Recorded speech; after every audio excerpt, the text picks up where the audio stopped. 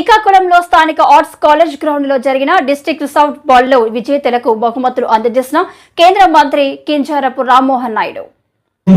చరిత్ర తీసుకుంటే ఒక చెరగలానటువంటి ముద్ర మన శ్రీకాకుళం జిల్లా క్రీడల్లో వేసుకుంది. దానికి అనేక ఉదాహరణలు ఉన్నాయి. కోడి రామ్మూర్తి గారు గాని, అలాగే మనకి మొట్టమొదటిసారిగా మన ప్రపంచ స్థాయిలో మనకి ఒలింపిక్ మెడల్ సాధించినటువంటి కరణం మల్లేశ్వరి గారు గాని, ఇలా ఎన్నో ఉదాహరణలు మన శ్రీకాకుళం జిల్లా నుంచి పుట్టాయని గర్వంగా ఈ వేదిక ద్వారా తెలియజేసుకుంటున్నాను. అటువంటి జిల్లాలో క్రీడలకి ఎటువంటి కార్యక్రమం జరిగినా సరే పెద్ద ఎత్తున ప్రతి ఒక్కరు కూడా సహకరిస్తూ ప్రతి కార్యక్రమాన్ని కూడా ముందుకు నడిపించాలని ఎంతో సహృదయంతో పార్టిసిపేట్ చేసినటువంటి దాతలందరికీ కూడా ఈ జిల్లా వాసుల తరపున మరొక్కసారి ప్రత్యేక ధన్యవాదాలు ఈ సందర్భంగా తెలియజేసుకుంటున్నాను. ఒక మెరుగైనటువంటి సమాజం, ఆరోగ్యమైనటువంటి సమాజం, అలాగే మన భావి తరాలు ముందుకు నడిపించాల్సినటువంటి యువత కూడా ఆరోగ్యకరంగా ఉండాలనంటే క్రీడల తాలూకా పాత్ర చాలా ముఖ్యమైనటువంటిది. అది క్రీడాకారులు గాని, అది ముఖ్యంగా మన పేరెంట్స్ గాని, లేకపోతే స్కూల్ చెప్పేటువంటి టీచర్స్ గాని వాళ్ళు రియలైజ్ అవ్వలేక ప్రతి ఒక్కరు కూడా అకాడమిక్స్ మీద పెద్ద ఎత్తున దృష్టి పెట్టి వాళ్ళకి సరైనటువంటి మెంటల్ ఫిట్నెస్ గాని ఫిజికల్ ఫిట్నెస్ గాని మనం ఇవ్వలేకపోతున్నాము అనేటువంటి సందేహం చాలా దగ్గర మన సమాజంలో కనబడుతూ ఉంటుంది.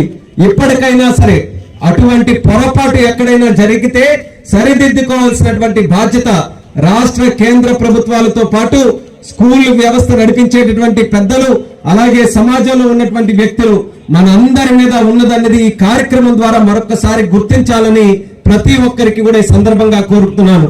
మొన్ననే ఒలింపిక్స్ జరిగాయి ప్యారిస్ లో. 6 మెడల్స్ మనం సాధించుకున్నాం. సుమారు 71వ స్థానంలో భారతదేశం ఉంది. బాధ కలుగుతుంటుంది కొన్ని సందర్భాల్లో. ఇంత పెద్ద దేశం, ఇన్ని విశిష్టలు కలిగినటువంటి దేశం ఎందుకు మనం అంత స్థాయిలో మనం రాణించలేకపోతున్నాం అనేది జరుగుతుంటుంది. కానీ మనం దృష్టి పెట్టాల్సినటువంటిది ఒలింపిక్ లో ఎన్ని మెడల్స్ సాధించామన్నది కాదు, గ్రామ స్థాయి నుంచి క్రీడాకారులు ఏ రకంగా మనం ప్రోత్సహించి అక్కడికి పంపిస్తున్నాం అన్నది, దాని మీద మనం దృష్టి పెట్టాల్సినటువంటి అవసరం ఉంది. దానికోసం రాజుగారు కూడా చెప్పారు, గెలిచిన తర్వాత వాళ్ళందరినీ కూడా ప్రోత్సహించే బదులు గ్రామీణ స్థాయిల నుంచి, మండల జిల్లా స్థాయిల నుంచి, ఏదైతే చిన్న స్థాయి నుంచి యువ క్రీడాకారులు ఎవరైతే క్రీడల పట్ల ఆసక్తి చూపించి ముందుకు వస్తున్నారో వాళ్ళకి సహకరించే పథకాలు చేయాలని నా వంతుగా ఈ రోజు ఒక స్థానంలో ఉన్నాను కాబట్టి మాటిస్తున్నాను. రాష్ట్ర కేంద్ర ప్రభుత్వాలతో మాట్లాడి గ్రౌండ్ లెవెల్ నుంచి కూడా క్రీడాకారుల్ని, క్రీడా వ్యవస్థని ప్రోత్సహించడానికి నా వంతుగా ఖచ్చితంగా నేను చర్యలు తీసుకుంటానని కూడా ఈ సందర్భంగా తెలియజేసుకుంటున్నాను. దానికి పెట్టాం, అది కూడా గత ప్రభుత్వంలో నత్తనడకలు నడిస్తే ఈ రోజు మళ్ళీ ప్రత్యేకంగా దాని మీద కూడా ఉన్నటువంటి ప్రపోజల్స్ తిరిగి కేంద్రానికి పంపించి అది కూడా అద్భుతమైనటువంటి స్పోర్టింగ్ ఫెసిలిటీ పాత్రను వలసలో కూడా కట్టించాలని దాని మీద కూడా ఈ రోజు దృష్టి పెడుతున్నాం. అలాగే ఎక్కడికక్కడ నియోజకవర్గ స్థాయిలో, మండల స్థాయిలో కూడా స్పోర్టింగ్ ఇన్ఫ్రాస్ట్రక్చర్ ఇంప్రూవ్ చేయాలని ఒక పక్కా ప్రణాళిక వేసుకొని భవిష్యత్తులో అన్ని కార్యక్రమాలు కూడా క్రీడల పట్ల ఆసక్తి చూపించి మేము చేస్తామని కూడా తెలియజేస్తున్నాం. ఈ రోజు కొత్తగా చెప్పనక్కర్లేదు, మనకి ముఖ్యమంత్రిగా ఉన్నటువంటి చంద్రబాబు నాయుడు గారు క్రీడల తాలూకా ఇంపార్టెన్స్ ఏ రకంగా ఉంటుందన్నది ఆ రోజుల్లోనే గ్రహించి గోపీచంద్ గారికి ఆ రోజుల్లో హైదరాబాద్ లో ప్రత్యేకంగా సైట్ ఇచ్చే బ్యాడ్మింటన్ ఫెసిలిటీ ఏర్పాటు చేసినటువంటి ఘనుడు మన నారా చంద్రబాబు నాయుడు గారు, ముఖ్యమంత్రి గారు అని తెలియజేస్తున్నాను. అనంతపురం నుంచి వచ్చాము.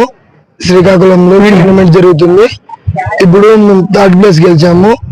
చాలా దూరం నుంచి వచ్చిన దానికి మాకు ఫలితం కూడా చిక్కింది. అందుకే చాలా ఆనందంగా కూడా ఉంది.